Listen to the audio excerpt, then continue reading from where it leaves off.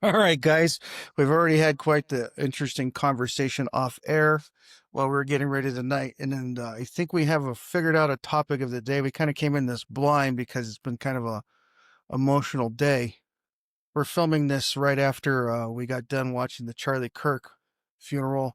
So we have a lot of conversation going on. And let me introduce, we got Corey, the Zim of Zimmerman with us tonight. We got Collin of the Klein clan. And then myself, Cody Bakewell, we're here and we're discussing various topics. So what were we talking about, guys? This was some cool conversation. We were talking about the assassination of Charlie Kirk. This seems to be a topic on mine. What was your concept, Collin? A couple, but first, the main thing that came out yesterday, I believe, yesterday, Andrew Covert, who's the executive producer for Charlie Kirk's show. He's really close to him and a good friend. So he said this: I want to address a discussion of the lack of an exit wound with Charlie. I'm not usually delving into this kind of online chatter. Yada, yada. I just spoke with a surgeon who worked on Charlie at the hospital. He said the bullet should have absolutely gone through, which is very normal for a high-powered, high-velocity round. I've seen wounds from this caliber many times, and they always go through about everything.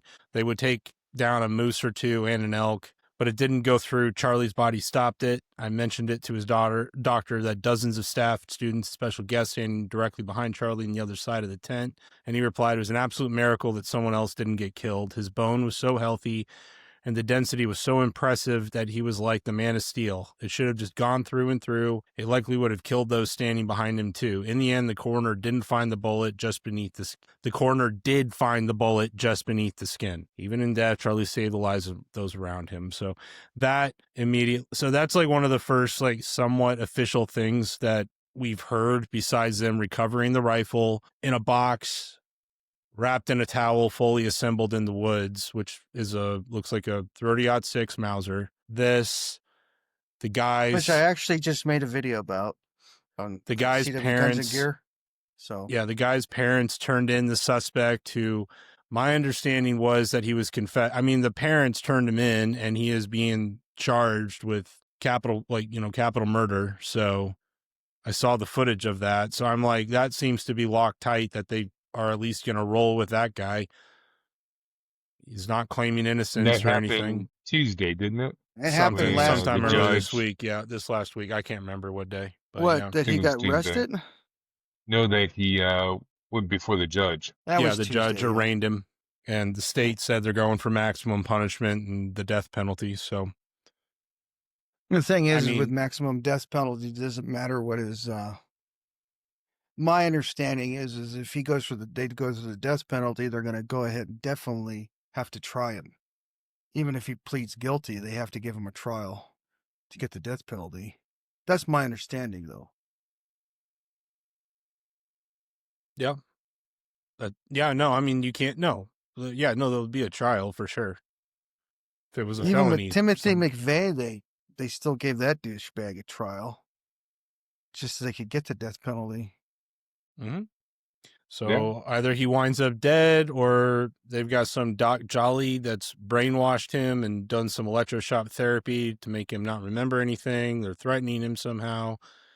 I have no idea. Not that I'm glorifying some piece of shit that was an assassin, but at least he kept his mouth shut, which is what most people can't do when he was standing in front of the magistrate.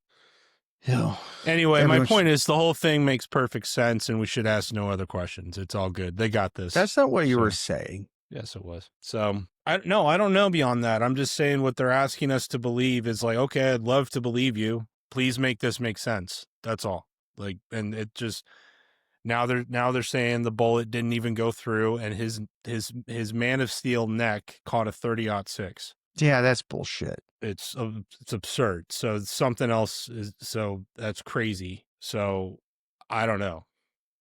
This is not what I was expecting to have happen. It's very strange, the whole thing. Well, the thing is that we have a problem. The only thing that you can look at it is that maybe he was supposed to die, which is like the most horrible thing to say right now. Nope, that's kind of where I'm at. Yep. And I'm like, that sucks, because his wife and kids, I'm like praying for them, right? The service probably has wrecked them, and wrecked them for years. Shit, it And wrecked me, man. yeah, and then here it is, for whatever reason, it didn't go through and hit everyone else behind him. And That's why did that assuming happen? Andrew is telling the truth and he's not lying or mistaken or whatever. It's not an official statement, but it's as close to one as I think we're going to get right now. So, is it a God stopping it from going any further from there? Or is there something else happening? A lot of people can come up with their own answers to this. And as things progress and stuff like that in the next, 9 months to a year, as we find out more and more about this, Well, it's one of those things where, is it a God thing? Who knows, right? Well, the problem is in the society we live in right now, everyone wants an immediate answer because that's what everyone's used to.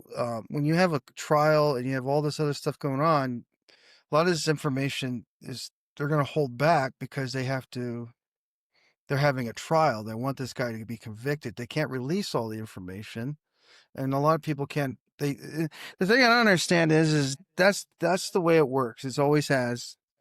And they're like, it's a conspiracy. I like a good conspiracy, but his net caught a 30-06. That's like, I'm just like, that's crazy. That's unbelievable. And that's what they're rolling with. And the letter that the FBI put out of the lovers is, they're not helping the case for us to believe them in this case. I would rather believe them. It's easier. And honestly, the original story makes total sense. Some wound up, trans MK Ultra crazy kid got wound up and decided to take a shot at him and got a great hit from a cold rifle, which is really good.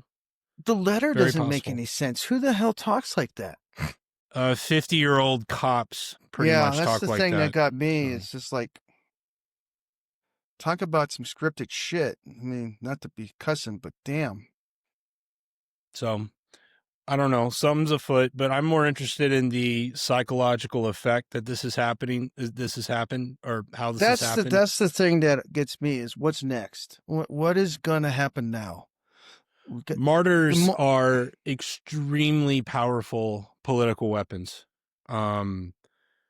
Because it's almost, and there's a spiritual component to this. Somebody I really admire a lot. Hang on here. Read this for you guys. I'm sorry. This is going to escalate the opposition to this and just turn everyone into a frenzy. So either they hoped people would respond with violence, which it seems to be that there's a general consensus that that's not going to be the path forward, which I'm very happy about. I'm not seeing a lot of, like, all the people that are going nuts calling for violence are being shouted down as crazy people and ostracized. And that seems to be, and they're kind of exposing themselves as agent provocateurs on the right to try to just stir up the hornet's nest and cause more problems. So that's the upside, one of the upsides of this, that people are kind of exposing themselves for like who they are and what they're up to.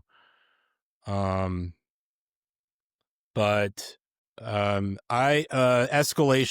is what comes next. So in one way, shape, or form, this won't be the end of it.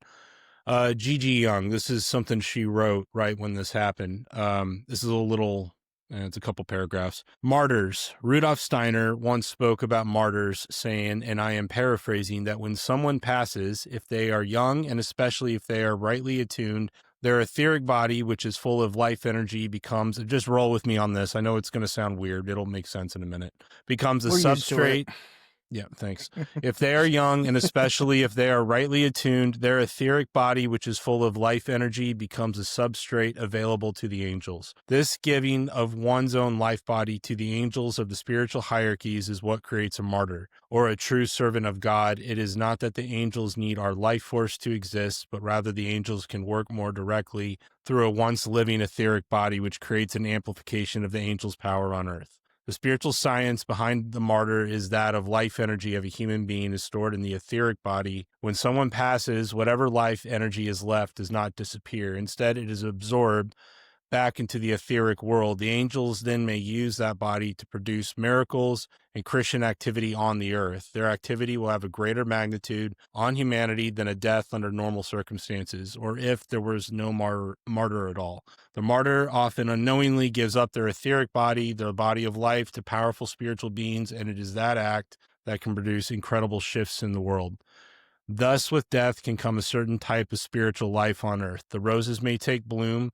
This is an unusual mystery and one that is borne out fully and to its highest degree in Christianity. This is why Christians glorify martyrs. It is not because we are some pathetic, depressed spiritual group, but rather because we understand that with death comes life. Only through the act of sacrifice can true love be known, and that if someone gives their life for something greater than themselves, they are sure to produce miracles on earth. It is a spiritual law. If the dark side knew this, they would never shed blood, they would never kill. Instead, they would remain silent. Ironically, it is their evil activity that draws in the highest angels, that produces their own exposure and failure. When their greed and malice bring destruction of a good man or woman, an angel of the highest magnitude appears in their stead.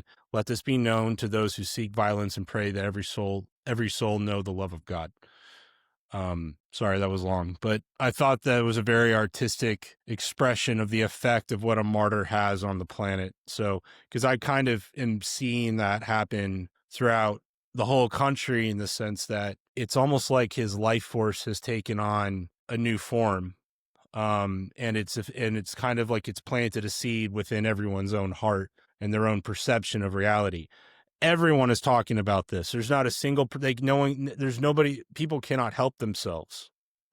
Because it's like they empathize with this because he was the good guy. He was the moderate guy. Everyone's like, he was like the one that went out to go and talk and de-escalate, Mm-hmm. I haven't heard of that understanding of those who were martyred and their angel and all that kind of stuff before. Kind of a new thing for me. It's definitely not in the Bible that we have. That's got to be something from It sounds another. new agey, but it's more of a Yeah. technical, and that's what I thought at first until I studied a bit more. And Rudolf Steiner is more of he uses certain terminologies to describe like a critical process of how the spiritual world operates. So he describes the spiritual hierarchies as basically how spirit descends upon the material world and materializes. And you can see it actually, like when you look into, they're having to admit there's an etheric medium between our material reality and the cosmos, or the dimensions that everything's bleeding in. There's some veil there that light, sound, warmth, everything transmits across. And like when you see, and it expresses itself in like plasma forms, like lightning is a plasma. Mm-hmm. And that's like the crossing of the boundary. That's when the etheric energies that are forming create certain conditions around the earth. And we call it etheric, but they're really there. You can actually measure them. But they don't really have a good name for these things yet because they've just been saying it's all temperature and water and air pressure and that's it.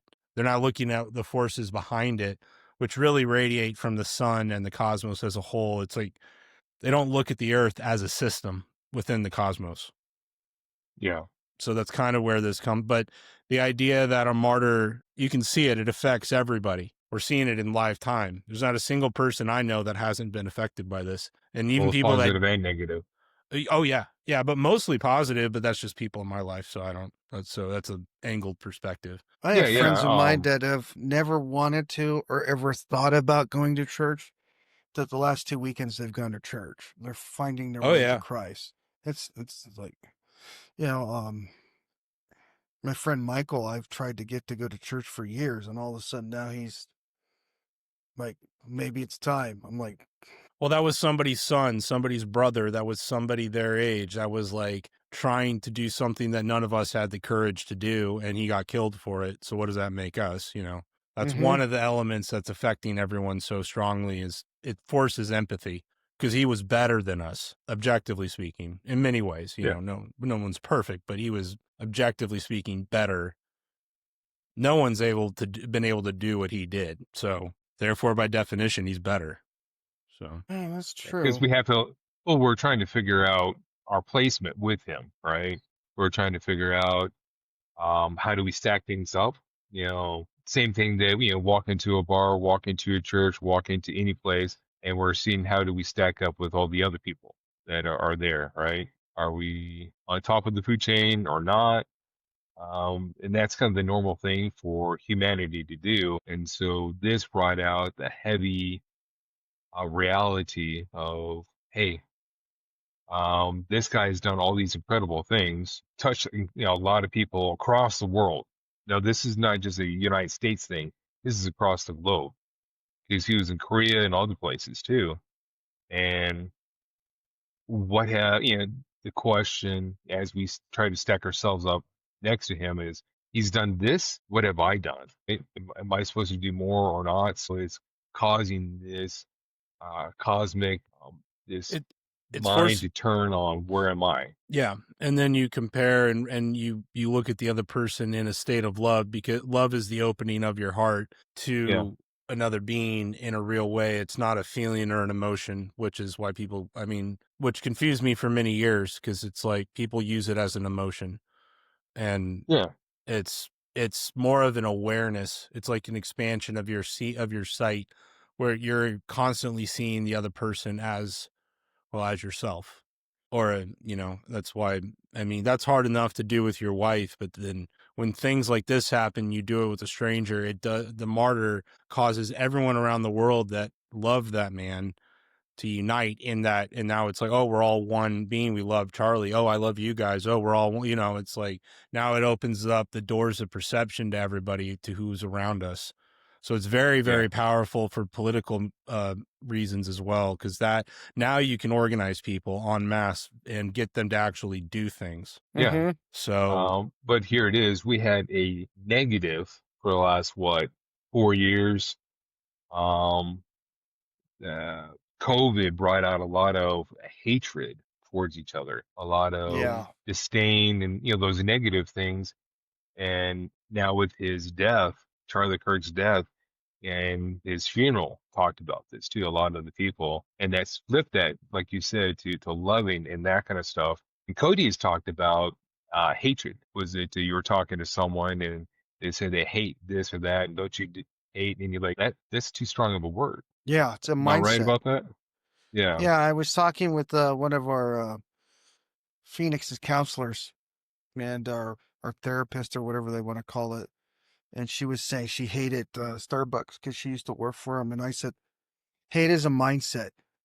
I don't hate anything, or the things I have to hate, you have to go really deep into. So I don't throw around the word hate very easily.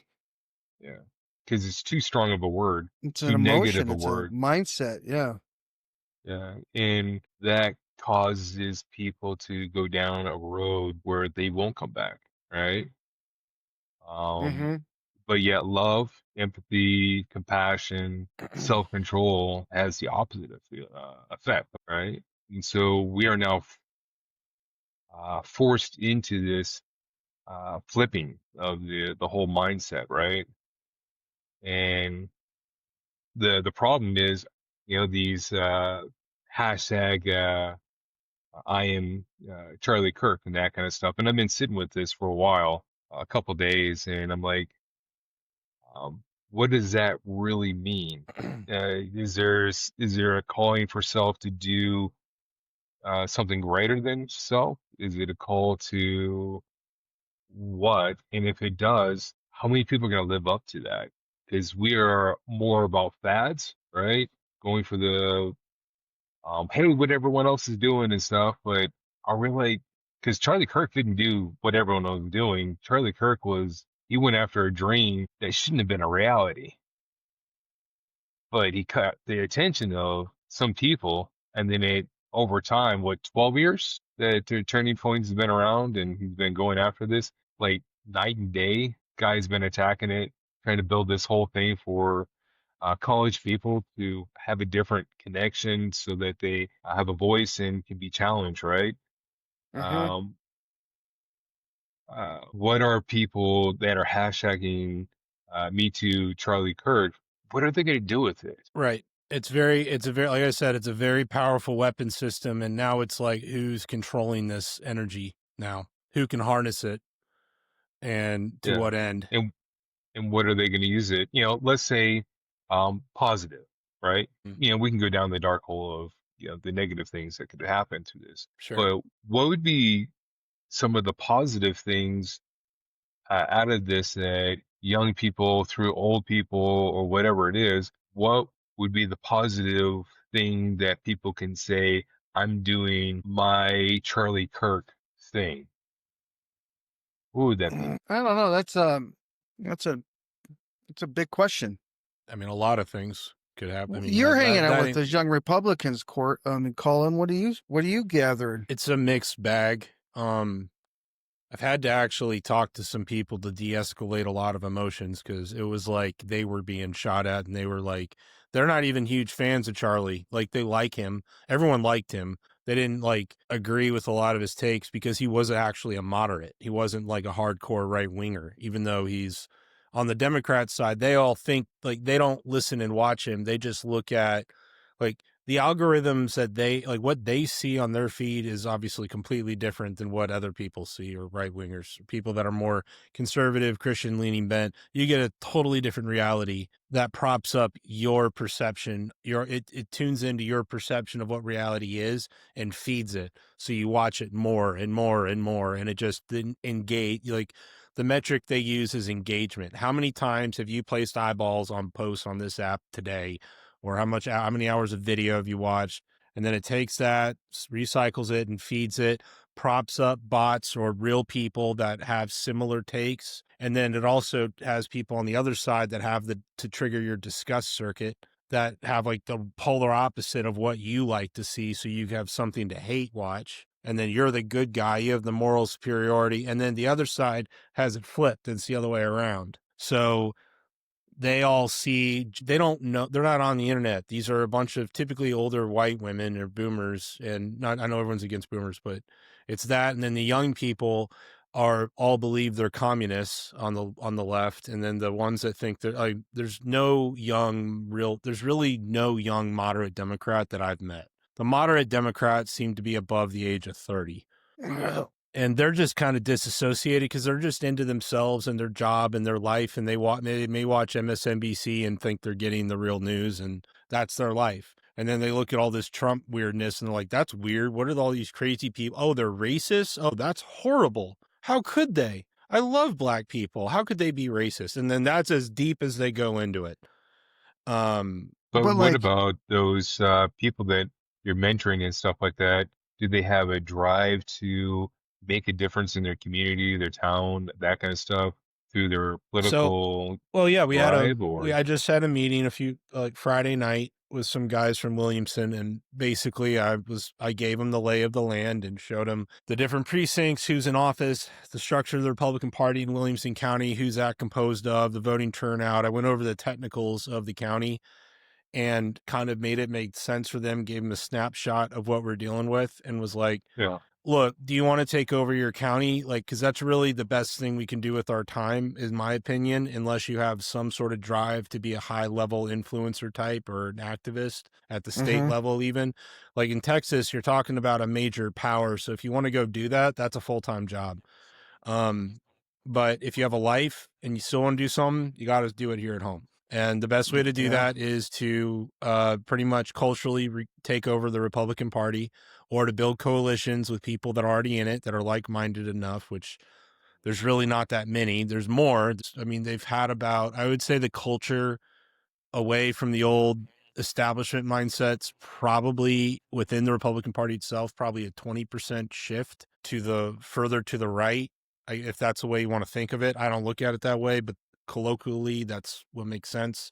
There's a long ways to go, because the people that are in there have done this for like 30, 40, 50 years. Like the people, like they've just been involved forever, and they will not change their mind, because then that means they have to go back on everything they believe. So that's like, they have to be removed like over time. And the good news is that most of them are aging out anyway. So there's an opportunity there for people to step in now. And this galvanized pretty much everyone. And a bunch of these guys were real cynical, like for the last few months. And now this happened. And now they're like, what do I do? So I've been able to harness it in that direction. I hope more people are doing that, but I don't know if people even understand how the system works well enough to do that. And that's not me being hot. I'm just saying not a lot of people have spent the time to learn how their county political system works. And I'm not in any way an expert on it. I just have a rough lay of the land. Like, I'm going to be honest.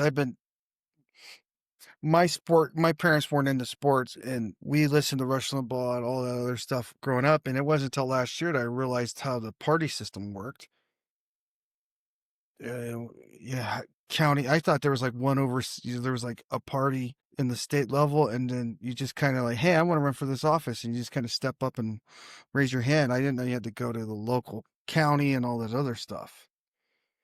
Isn't that what you kind of explained it to me? I had no idea what I was walking into. Yeah, I figured it'd be something. I mean, I knew the county party had something to do with it, but I knew that, I mean, anyone can run for any position, but I didn't understand the importance of the party in terms of how to get the vote out. Because the thing for local elections is door knocking and marketing and digital marketing, which they don't really do a whole lot with that, but they're connected to the local people, the local fundraiser groups. Like, you need to know the people that are always there to know how to go get what you need to make this happen. So they're kind of like the brain trust for like how to do this. So that it's, and the precinct chairs, you need them to be with you because they're the ones that are there in their local precinct neighborhoods. And I mean, that's like, if you just get them to like you, they'll push your stuff over other people's stuff. Some people won't, but then those people need to be removed. But then that's like, so you can kind of, it's technically frowned upon, but we're kind of at the point where everyone, like, the people are sick that are sick of the establishment types will not push their material. Like, go take a hike. I'm not going to push you, John Carter. No. Yeah. So, this is the positive push, what you're doing, right? Taking over your local area and that kind of stuff and making it better, right? Making that huge change, even if you have to talk about this person that's in a Republican district and all that kind of stuff, or these people, they're really not there for what they say or what we believe and that kind of stuff. And we can move forward with people that are for that, are wanting to go down this better road, right? Yeah. And they're going to have to get tried and tested to fire politicalness and all that kind of stuff, because I don't think it's easy. I would think it's pretty hard to learn how to navigate. You would have to do a lot of reading too, right? To understand a lot of what's happening. Process and the process, Robert's Rules of Order, all that, procedural stuff. Like, I mean, and then the donor system, who owns who, how does the money supply work? Because money still buys elections at the local level. They're getting more and more expensive because there's more pushback, but there's plenty of money. And to get people on a city council board to get your stuff approved, mean, the opportunity cost is, okay, so you spend $50,000 on an election and you get guaranteed contracts that worth a couple mil on the other side. Easy math.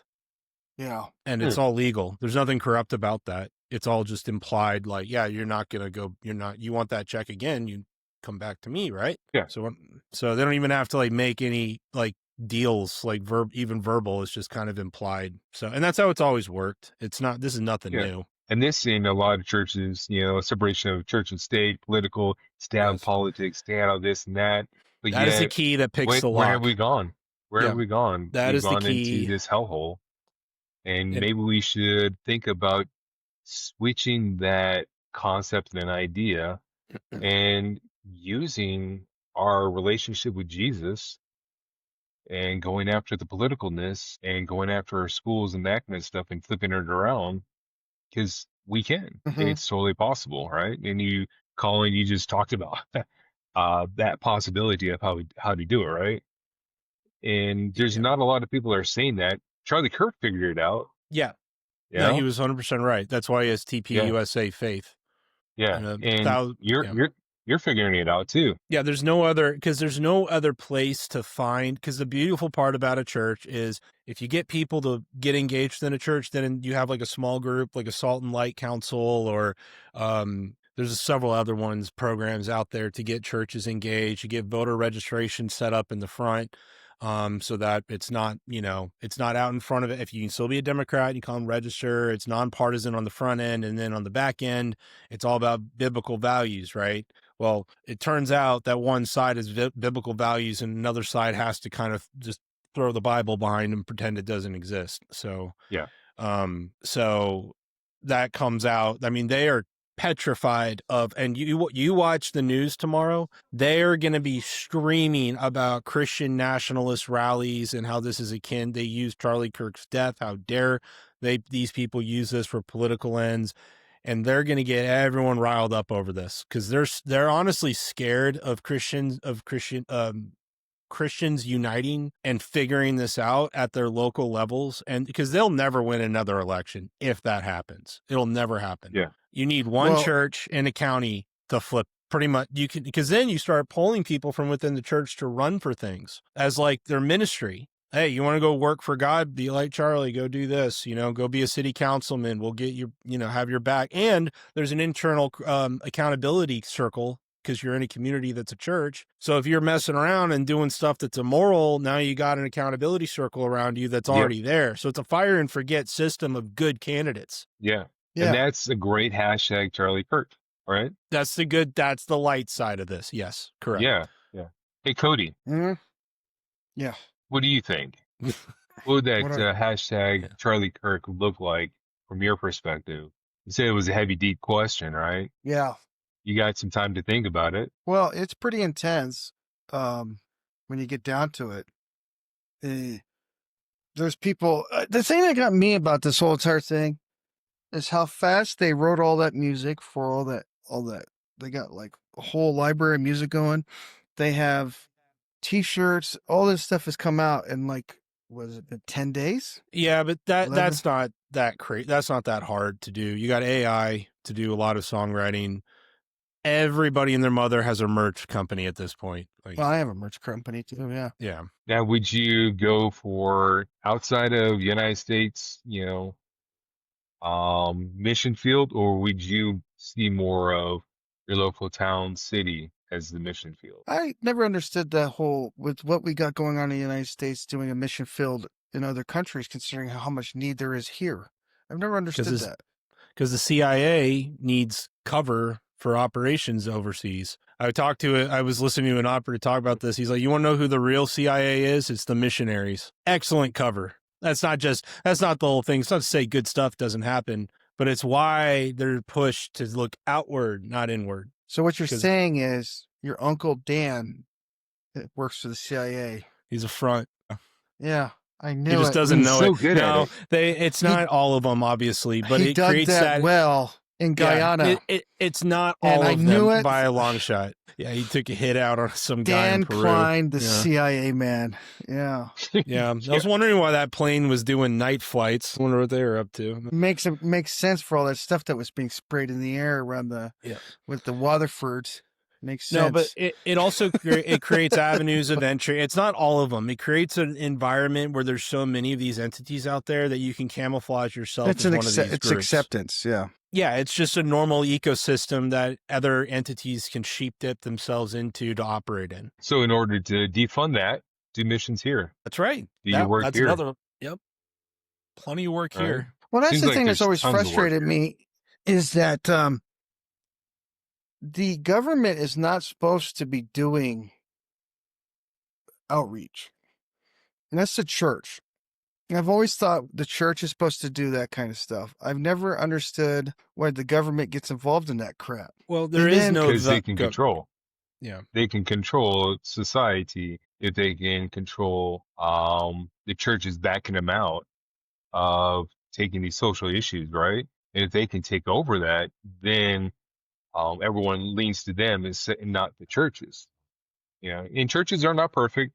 Government's not perfect, but who would you rather see out in your community? The government, or would you like to see the local congregation out there meeting the social needs of the community? Although, I always thought it was annoying when you would come, those guys who were handing out, was it the Promise Keepers or whatever, the Jehovah Witnesses?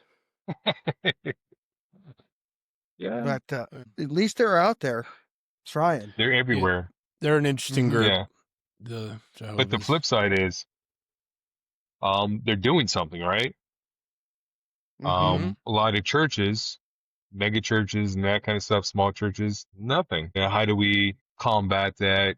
Because, this is something I've been thinking about because I have the Christian firm, not nonprofit, and I've been trying to get it taken off and doing all kinds of stuff. And it's a slow moving, like an anvil. I'm like, does everyone have like this kind of issue? Kind of reaching men to help them find their potential and move them forward, going from beta males to alpha males, right? Learning how this society works and learning how to stand up for themselves, Mhm. learn how to stand up for others, right? And I think there's aspects of how to do this and get it going and all that kind of stuff. People like Colin, you kind of have a more of a grasp of how to reach and connect with people in the community and that are like-minded and stuff. For me, this is a new, it's like jumping into a doctorate PhD program with only having like high school, right? So Yeah. none of this stuff makes sense, right? And I've been thinking about, what is it that I'm doing that would benefit people in my community, people, your guys' community, so that you have stronger men going into the community, politics or whatever else, flipping things around so that we can flip around the United States to a huge portion that we treat each other with dignity and respect, go back to communicating instead of shooting each other. Yeah, so I've been processing this because I got education, master's of divinity, and you're supposed to go out into third world countries, the whole world, the Matthew 28. You're supposed to share Jesus with everybody and stuff. And a lot of times it doesn't happen in the whole in your community unless some people they love to do evangelism. What is Daniel and Revelation and that kind of stuff, and it brings people in. But it seems like more people, we should be into the community more than just filling the pews as a country club. We should be a hospital, helping people um, heal from those external and the internal wounds that people can't touch. The PTSD or PTS, if you want to leave the D off, that, people can heal from it, right? And be greater representative of Jesus in the community, how to be engaging in the community in the sense that they make it better. They get onto the local church school or their local board and all that kind of stuff and change things around that are Christian, that are Christo-Judean concepts, right? And that's what's been rolling through my head. And Preaching I'm my not sure language. Yep. I'm not sure how to get there and on that kind of stuff. It's just stuff rolling through my head. My friend Daryl and I talked about it, and they're still trying to process this because it's a big, heavy thing that praying about it and that kind of stuff. But how do I get from here to down the road where I'm making that difference? What does that look like? What is that? In sounds like you got it, Colin. You're thinking, yeah, that's pretty cool, but it is a No, heavy I've been thing. thinking about this nonstop for 4 or 5 years, so I know exactly what you're Yeah, thinking Although about. I have to say, there was a wise man that once said the most profitable thing he ever did is start a church. yeah, His name was L. Ron Hubbard. But I mean, let's just say that, he did say it was pretty intense thing to start a church. But that's AAA division, and he had a lot of help from a lot of scary people. You know who L. Ron Hubbard is, right, Corey? Oh yeah, I may or may not have certain books that I'm not supposed to have. No, I'm asking Corey. I know who you know.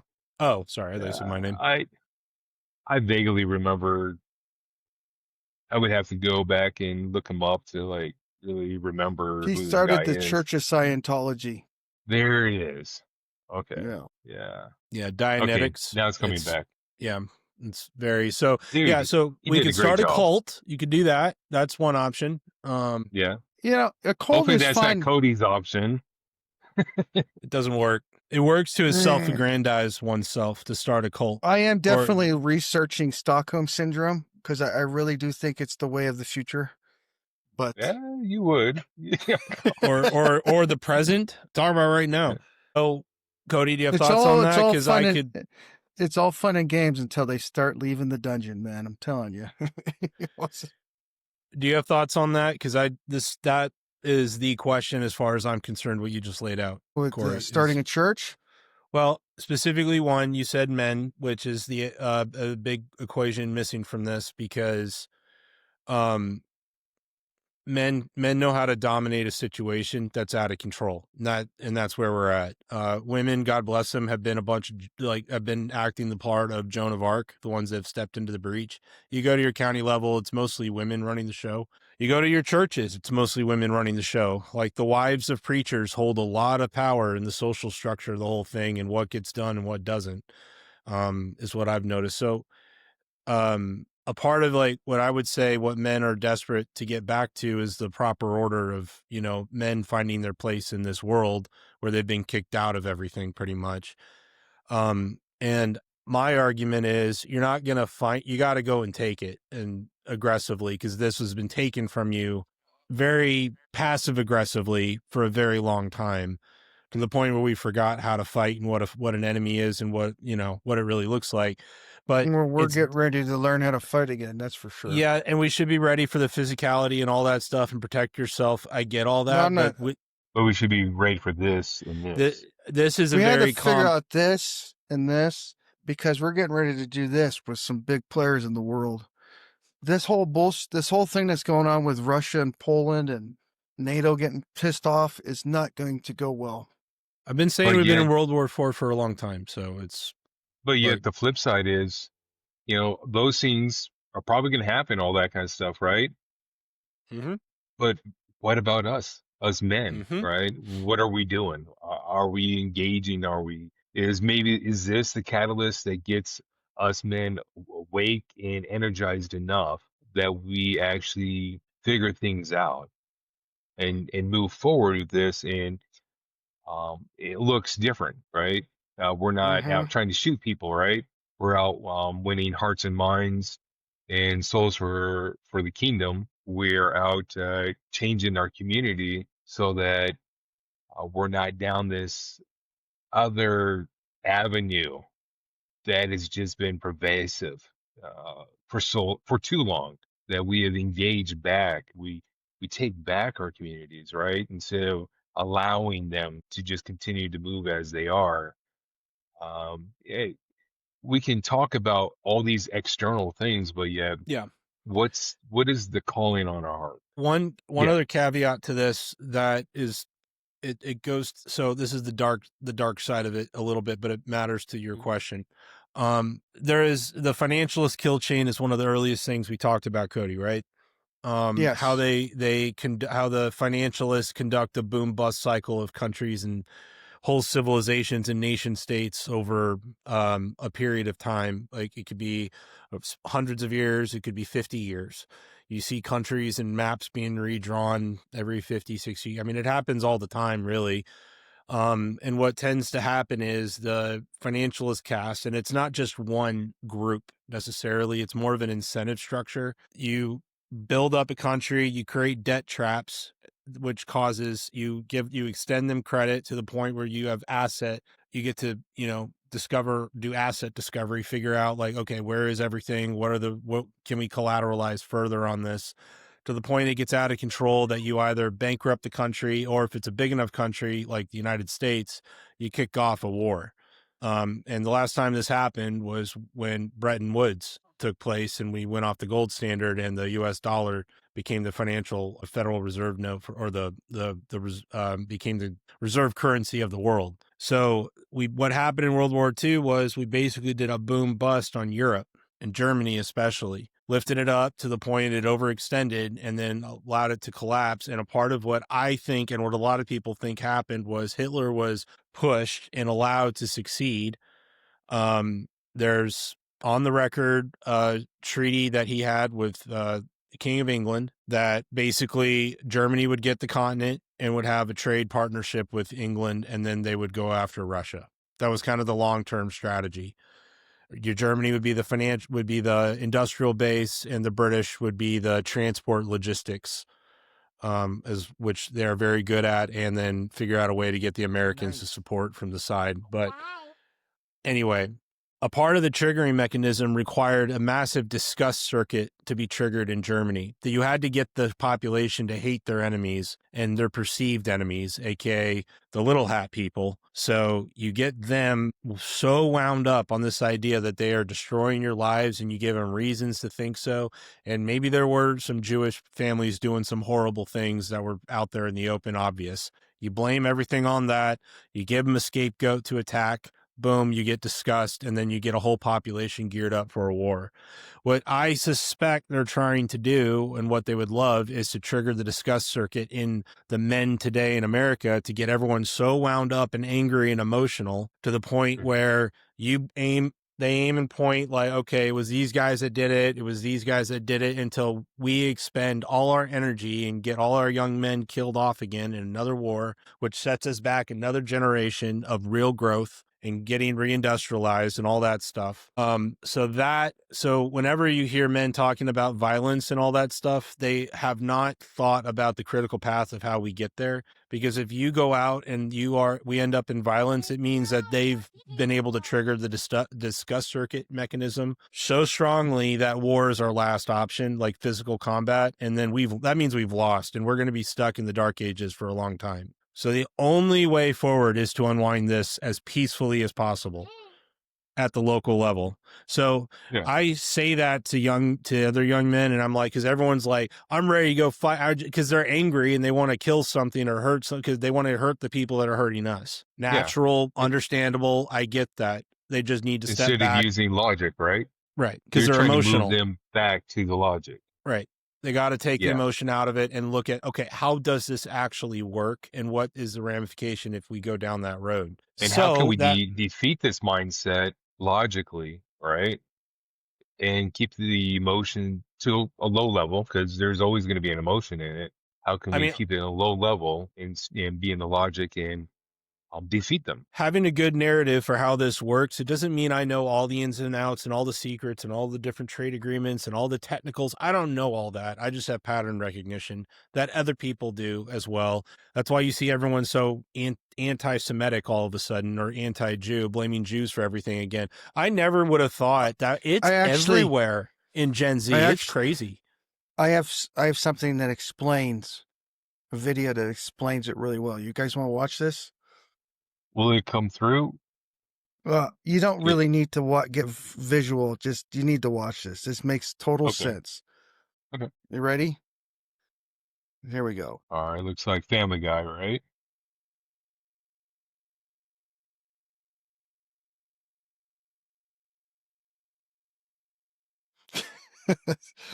Get Hitler lifting weights? Envy. Envy. Yeah. Okay. No, you're actually right. It's about triggering the resentment circuit, which is like, it's once you have your enemy or the person or the group that's taking from you, like the amount of people that are tired of Indians, that are tired of like look in England and them being and Pakistanis. It's like they've given them actually some good reasons to be mad at them. I'm not saying it's right to be mad. That doesn't help anything. You should be aware of how this has happened. It's your own people that sold you out to make this happen. So are you playing it again? Are you putting it back up again, Cody? I'm going to see if I can get the audio to work. Anyway, I'll keep rolling. But if you explain that and be like, so if you want to be manipulated again by these estrogenic, passive-aggressive psychopaths that will use you in your life to further their own engine and machine and get us all fighting each other instead of taking over the system from the bottom up, which, requires some work. But if we do it together as a team, it can go pretty quickly. Actually, you can flip Yeah. cities, states, and once you hold on to it and and you get people of conscience in that actually are worried about cutting budgets and being aware instead of being, because most of these people are told what to do by the lawyers around them. They are not thinking about or talking with each other and going, what's the best way forward? That does not happen almost ever at all. You need to have that courage of conviction that only Christians really have in this country at scale right now. So that's literally our only option, is for the men in churches to start getting engaged with this. And well, my question is, Corey, why does this whole thing about the churches, like when I went to church last weekend, very eye-opening, very emotional going into church last weekend. But why is the church is around here keep saying we don't get involved in politics? They need to. Because they are hard on that separation of church and state, right? That Yeah. we don't interfere with the state stuff, and so they don't interfere to the church's stuff, which is it actually both are interfering with each other, right? Yes. Both are engaging. It is some of the denominations, they just want to be left alone, and so if they leave the state alone, right? The federal system, all that kind of stuff, they'll be left alone to do what they want to do. But wouldn't you say And that this is that line broke down when the state actually shut the churches down?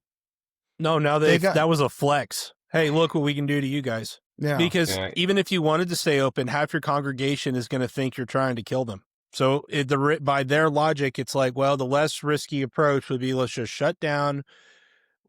We still have our income to some degree. We'll lose we'll cut back on some expenses of overhead. We'll survive this. And it's survival instinct that kicks in. And if you get engaged politically, you split your congregation and your income base. So there's no like good reason to do it from a survival standpoint. Yeah, and there's also pacifism, so people don't want to be involved in all this kind of stuff, war, everything else, and they just want to be.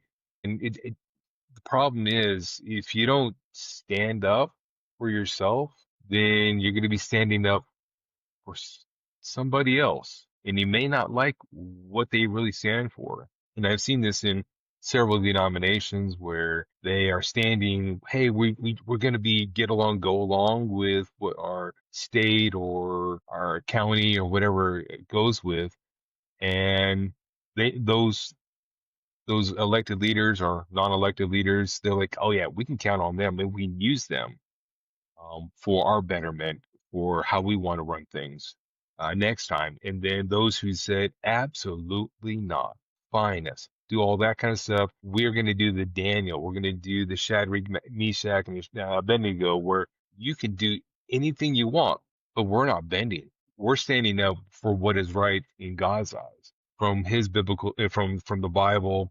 Well, And here it is. There's so many that are weak-minded down that road that it is the popular thing. And so those churches that are standing up against it, they're not the popular. If you think about it.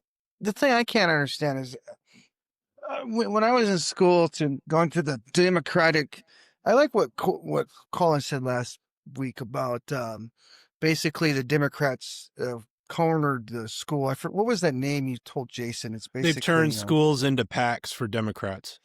Yeah, it's just a political. If you read the Federalist Papers, you read the Constitution, you read there is no separation between church and state. No, it was one letter that was written from a concerned pastor to Thomas Jefferson, and then Democrats took that as basically a reason to just annul the whole concept. And all it says is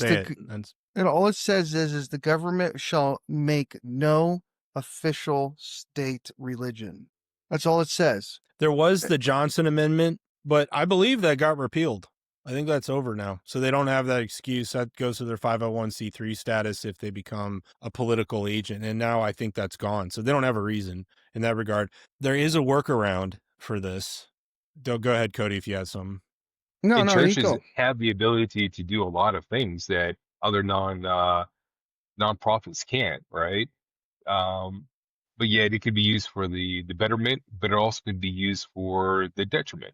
Go for it, Cody. So this is a third party or a group that we were partnered with, and they offer free education training. You can become a coach.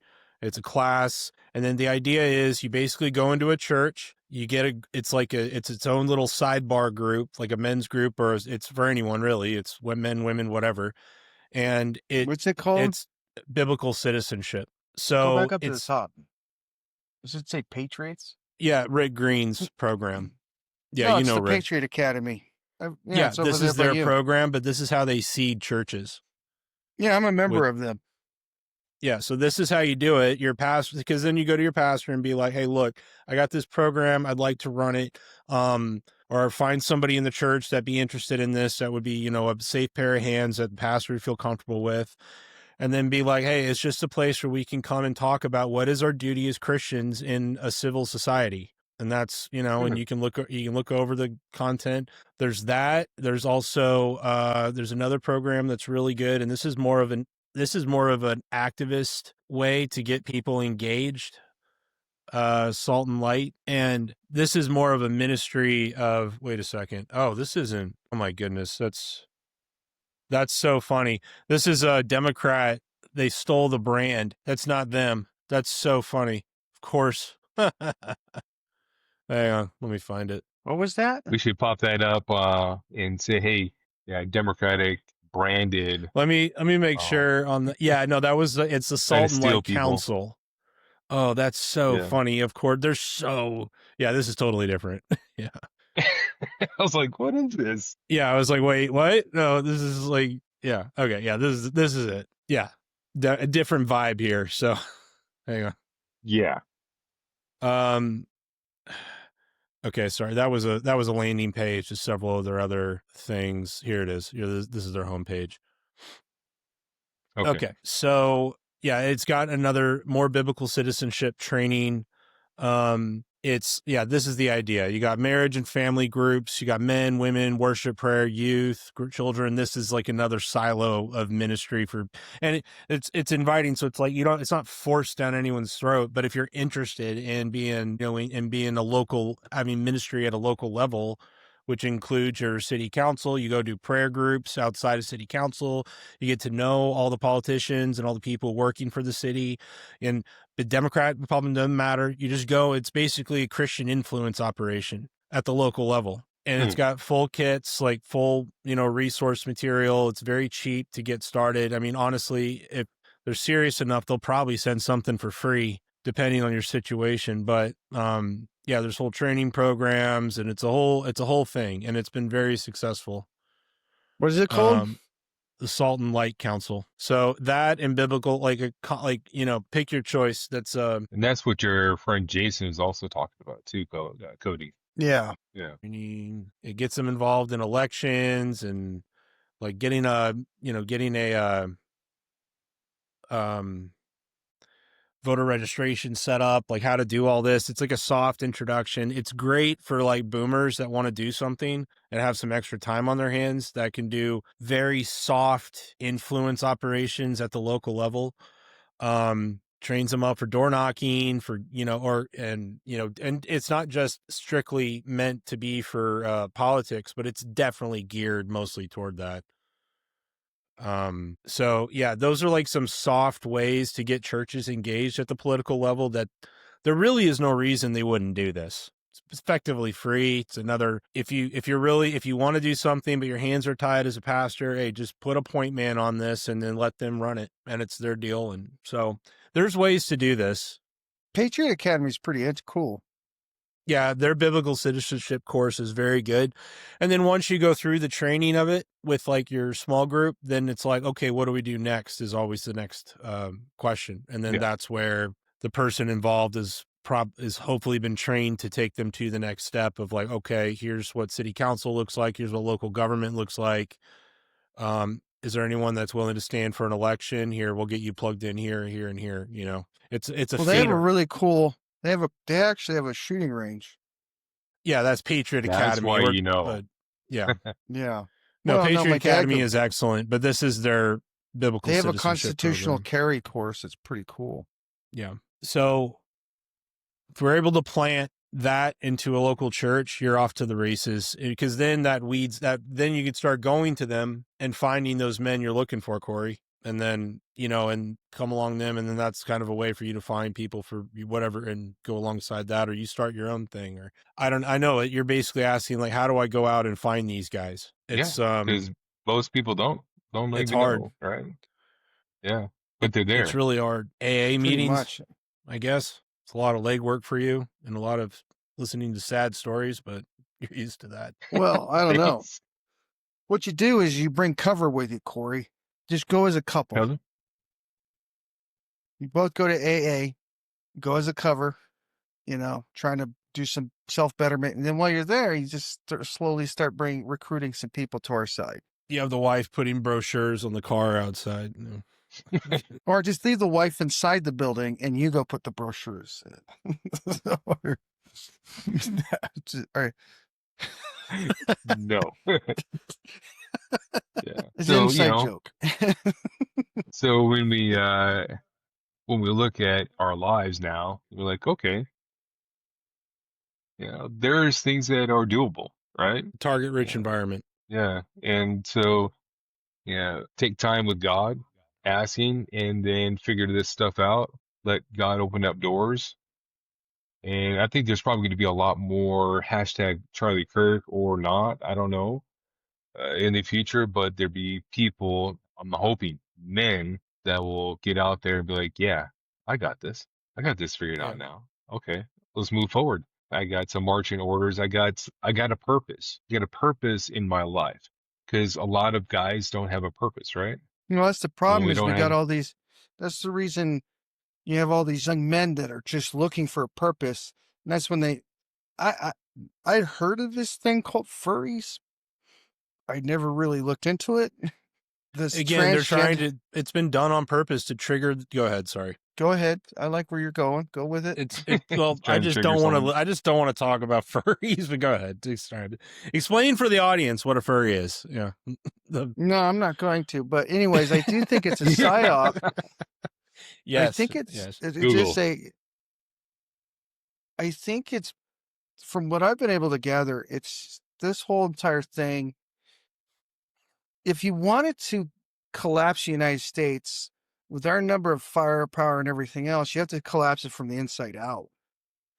And when you have the Russians and the what's the best way to defeat the United States? Convince their younger population not to go to war.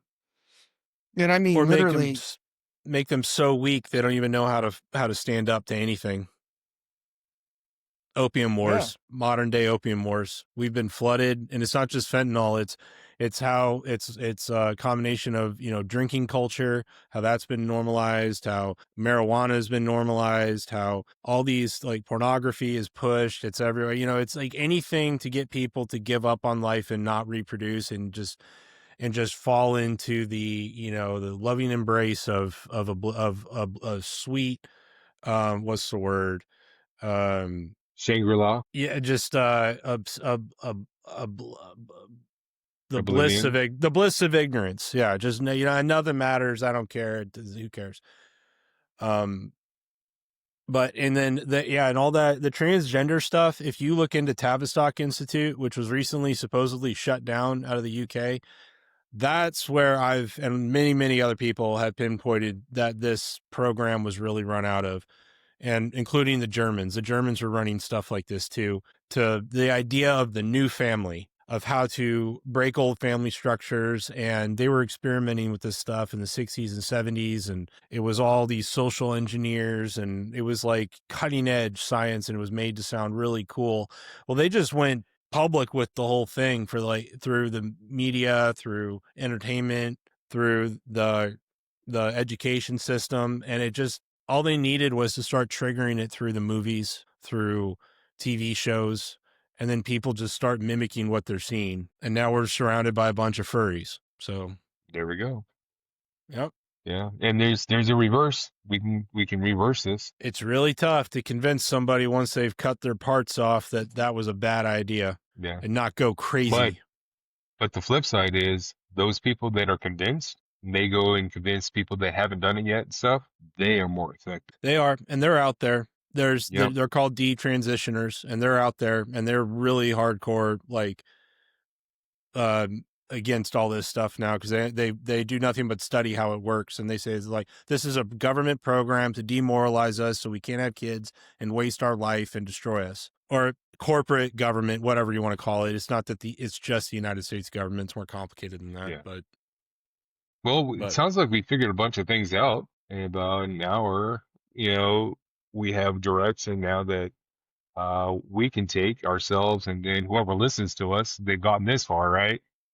They're like, Yeah, okay, we can do a short episode tonight if you want. Unless you guys want to and take this then down a different rabbit hole. yeah, and so it seems like there's purpose and meaning and hope, right? Where there's Totally. tragedy. Yeah, I mean, What the do we do options with are these we all feelings? die or we stand up against this. It's kind of not. We're kind of, and it's going to get crazier until people stand up against it. So, and more stuff like this will happen. And like what I said in that woo-woo thing that sounded a little strange was, if evil understood that acts of violence and bloodshed only create avenues for better angels to enter into the earth realm, for lack of a better word, to bring us back up towards God divine plan, because of the repulsion of, like, evil people project their own their own psyche upon the rest of us, and they think we're all like them and we'll back off if we're scared. And that's a part. And so that's where their final weakness is, their arrogance and their envy and resentment of us. They hate us because we have what they don't have, and they know they'll never get it.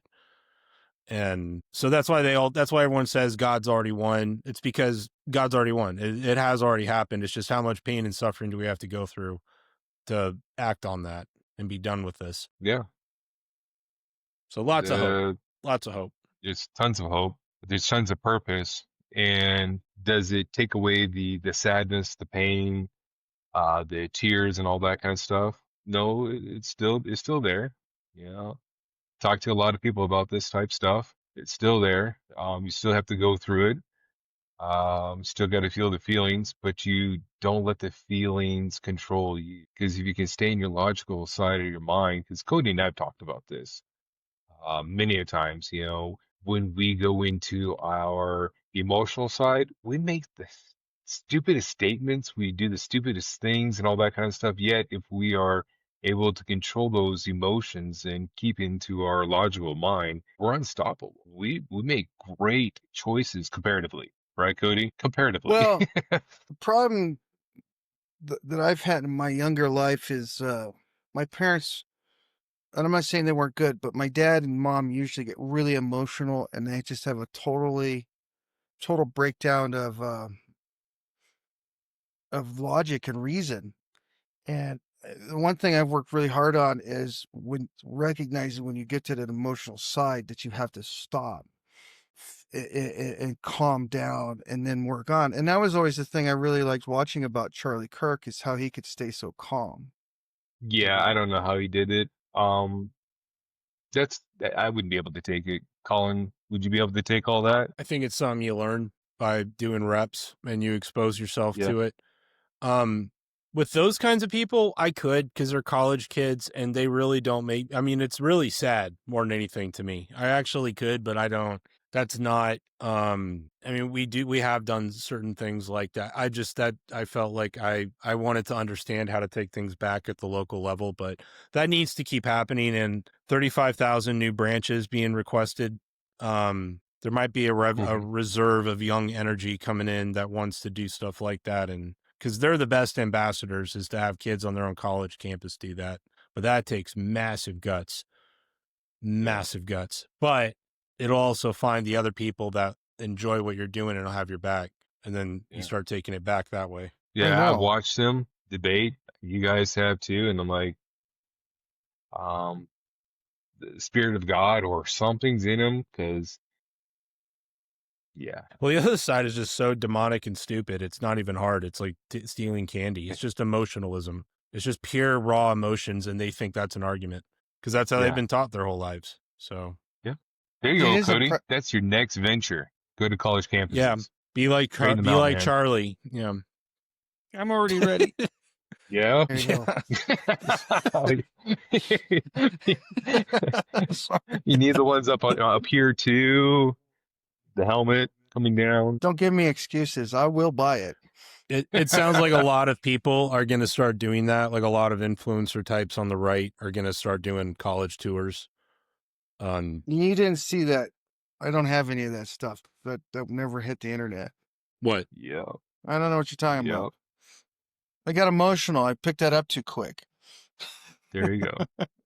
Got it. Lost Okay. that logical. Yeah, what's that going to do to me later on the internet? Yeah. But No, but that was a good service, man. I'm telling you that. It was very good. The I watched the whole from thing. like those people got there at what 4 or 5 in the morning, and then they were there the whole entire day. And I'm telling you, what I watched this morning was better than what I get at church. Yeah, it was church. It was really good church. It was good church, man. Yeah, I enjoyed it too. I actually liked it a lot.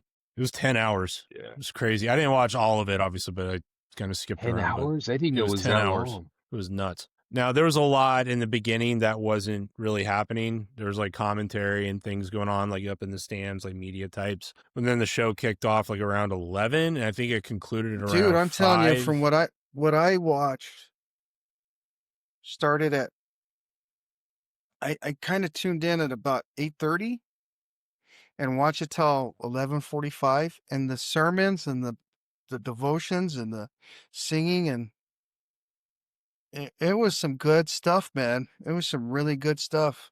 Yeah, caught in on it about noonish, then kind of roll through it. And yeah, was it over 300,000 people in that stadium, plus all the churches in America, and plus all the people that tuned in online like me? There had to been multi-million people. It's crazy. No, there was more than blows my that. mind. It's every single network broadcast it pretty much live. Even ABC, CNN did. Yeah. I mean, they all picked it up live. Like I'm looking at screens of like all of them with Erica, and they all, at least that part, they got all of that out. And no, this was internet. I was watching the Turning Point broadcast, and at one point there was 500,000. There was a 1.2 million on their broadcast, and the sub feeds, and internationally, there was more internet. I heard that Bannon said there's more international press for this event than anything I've ever seen my entire life. I heard that they had more people in that stadium than came for several Super Bowls. It was close to 300,000 people in the outflows. So yeah, it's beyond massive. So so that's what I mean. So this absolutely had a psychological effect. The question is, were the people that did this, were they expecting that reaction? I'm not sure they were, but maybe. I kind of have a hard time believing they didn't expect that, but this has never happened before. So they really can't, they're not good at anticipating new things. And as far as I can tell, this is a new thing. I've never heard of something like this. Even when MLK died. Revivals. But we've had revivals, but at this scale. They try to compare MLK to Charlie Kirk, and they're like, there's really no comparison. Close. No, especially with the internet and media, the way it works today, and the amount of people it's not even close. Not even a little bit. Yeah. So, and it was a really moving and authentic. I mean, you had Marco Rubio telling the gospel like on stage. I was like, what is happening? This is awesome. Like, even if he was lying, who cares? It's still awesome. Like, but several people they all did pretty much accepted Jesus Christ as the Lord and Savior. Yeah. Several billion people. I'm like, what? That doesn't happen. That's not normal. No. That's only a God thing, right? With the power of the Holy Spirit and all that kind of stuff. Yeah. That side is moving heavily. You can always point at with the devil and that and whatever else is happening and stuff like that. But the God side, that's been. I sense way more good than evil has come from this. Way more. I don't even think it's close. So. Yeah. Well, I think the big thing that really changed it was the reaction. I've watched a lot of people on TikTok and Instagram and all this stuff, And they're saying, I've been a lifelong Democrat, and after watching the reaction, I've decided that I need time to leave for sure. I've been thinking about it, and that's time. I have a friend of mine, her name's Diana. She came to me and said, this lady's been she's 70 something years old. She's been a Democrat for 60 something years. And she's finally said, this is not the Democratic Party I grew up with. And that's a cool, Yeah. yeah, Bringing something up. Yeah, it's too early to do a slam dunk. It's over, but that was, we got a long ways to go, but there's a lot of. Keep the momentum. I think that's what you're trying to say. Keep pushing the momentum. Well, evil will do that for us because I don't think that they're on a timeline right now. I don't think they can slow down. So that's why I said things are just going to get crazier. So the question is, are they going to be able to take this energy and shift it into a disgust rage circuit? And if they keep that kind of attitude up about it and that spirit, which I think they will, because now they have a martyr, Charlie, that died. That it's what would Charlie do? I don't think even if they wanted to, they could, the people that run TP or whoever the influence ops guys are. I don't think they would. I don't think there's runway there for that to happen at this point. They'd have to do something beyond horrific that affected so many people, enough people at the same time.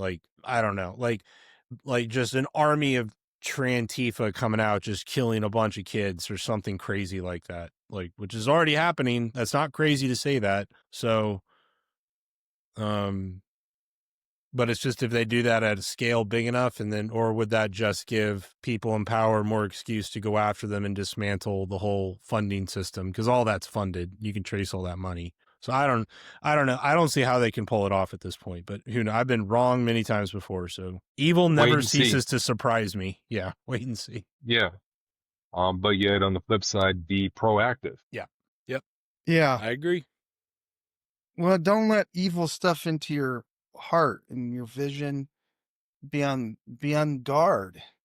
You gotta be on guard for that crap. Yeah, and that first steps into our homes, creeps in our homes first, and then in our lives, and then it creeps out in the community and all that kind of stuff. That's why home is the first, place that it's been attacked. The husband, father, been attacked because you start wiping that stuff out, making them weak and stuff. Then the home just collapses. Yep. And we've seen just a huge collapse. The difference between this one and say Kennedy, Robert Kennedy, Bobby Kennedy, Bobby Kennedy, John Kennedy, Martin Luther King, even Reagan was attempted, is it was on the news. And it was on TV. You saw it raw and unfiltered. And there was a young guy. Go ahead. And there was no stopgap. There was no one telling you what to think. You saw it. Bam. There. Black and white. And he was a young guy trying to make peace and killed in a very gory way in front of a bunch of young kids. Well, they're adults, but 18-year-olds. Well, his kids were there. And his family. And his family. Yeah. Yeah. Yeah. And, it's a whole lot different than all the others. It hit harder. It's made a movement. And, what is that going to look like? We're going to be looking back in 20 years, like 10 or 15, maybe 20 years, saying, where were you when Charlie Kirk, right? Kind of like what people did for JFK and stuff. Where were you? And how did it affect you? And is that why things are now the way they are? Were you a part of making the positive change? Is that because, what happened there that you have ran for this and that and took over your community and all that kind of stuff, and now it's changed. The fabric of the United States has changed. The crime is dissolved itself. The homelessness and all that kind of stuff has decreased tremendously while it was increasing before. What are they going to say in like 5, 10, 15 years from now about what this effect has? And are we going to be part of that, or are we going to be passive, or are we going to be proactive about this? No, I want a piece of it for sure. I want to be able to tell my kids I had a small part for sure. One thing that did occur to me about them, because I'm looking at what the media is saying about all this. They're like, wow, they're using this tragedy for Trump and all these people to get political points. Like, look how evil this is. The reason that's not going to work is, one, his wife, like, they have voter registration at his memorial and all this stuff. And normally if it was some other guy, I'd be like, yeah, that's kind of shallow. The difference is it's Charlie Kirk. He would have been pissed if they didn't do that. It would have been like, what? You didn't have voter registration? Are you idiots? Like, you get it, everyone everyone register. And his wife gave like carte blanche, like, no, this is what we're absolutely going to use this to push back politically. Are you kidding me? Like 100, that's exactly what my husband stood for. So they're already disarmed there. That's not going to work. So it's going to be so interesting to see what they do tomorrow. Like, they've got to be sweating in the writer's room. I have no idea what they're talking about. Yeah, it's pretty intense, pretty damn intense what's going on. You know, with her, what she said, and then her actually getting up there and saying, I forgive him. I'm like, holy crap, man. Checkmate, demons. Uh-huh. That took a lot of guts. Not guts, but she, they took a lot did of you see love her and try? forgiveness. She had to pause and pull that strength up, and that was impressive. I don't know anyone that was amazing composure. That was really, it was. Yeah. Yeah. And that's going to have a profound effect upon. In front of millions, hundreds of millions of people will see that. I forgive. It's crazy. Yeah. And what are we going to do when something happens to us, right? Are we going to go down the same road as all the others? Or are we going to be going down the road that's less traveled? Yeah. I now forgive. That's etched into all those people's brains. They're not going to be able but to think about that a lot more. Yeah. And it's going to cause them to question their whole being. Mm-hmm. Yeah. It's going to be some people coming to other people asking questions that they've never asked before, because, there's no such thing as right or wrong. We can do whatever we want. And now it's like, but she forgave. Where did that come from? How did that come from? How did she get there? I can't forgive anyone. Especially the guy who shot her husband, her one, and her world. Yeah. Yeah. And the story behind that, he went after her, Miss Arizona, right? And his friend was like, don't do this. She would be better if, she was on our staff and all that kind of stuff, helping us take this message down the road. He goes, I'm going to date her and I'm going to marry her. And he does, and it does it, right? And later on, she has to make that choice, that conscious choice to forgive the guy that shot her husband, the guy that she chose to follow. And then Trump comes on and goes, I don't forgive them. I hate them. They're terrible people. I know, that was classic, man. Wasn't that? She's a better person than I am. I hate him. He's honest. You know where he stands. Wow. Yeah. Yeah, that was pretty that's cool. good. Yeah. Well, consider we had no area of where we were going to go to when we started this whole thing. I think we got quite a bit of conversation out of nothing. So call that nothing. I got a bridge. I got beachfront property in Arizona. No, that was the biggest event politically probably ever in terms of ramifications. We'll see though. But anyway, all right, I gotta go. Want to see the fruit on it.